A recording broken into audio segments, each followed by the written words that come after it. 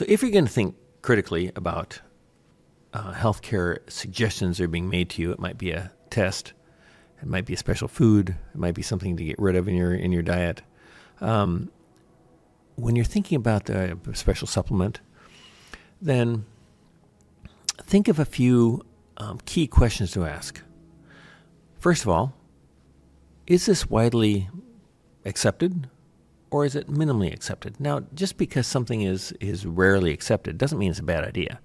We don't think exercise is sufficiently well accepted for that matter. But it better have a reason in terms of improving health outcomes. The second question to ask yourself is there opposing data? So, for example, pneumonia vaccines. Sound like a great idea? Do they prevent pneumonia? Fair question. And that's worth looking into and finding out, and having the guts to ask these questions is a good idea. Thirdly, who's promoting it?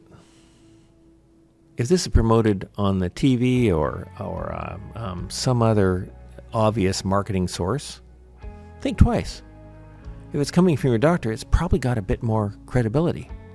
But even with your doctor, you need to be saying, is this right for me? And the way we ask ourselves if this is right for me is we say, what's the positive evidence? What's the negative evidence? Often the negative evidence is overlooked.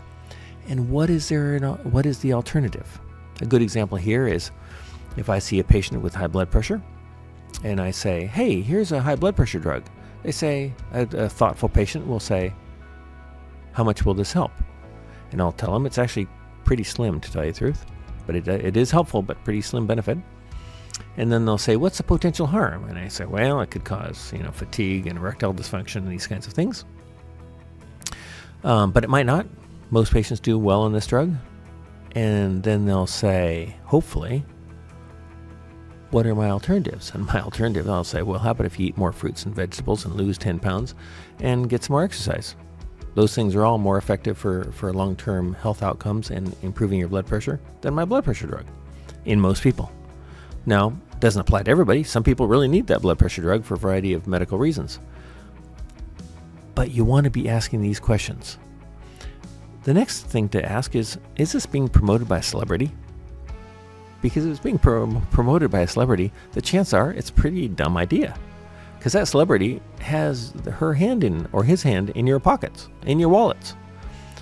And they've got another intention in all probability, and that intention probably isn't your good health. So I apologize for the cynicism in that last comment, but look around and see if I'm right.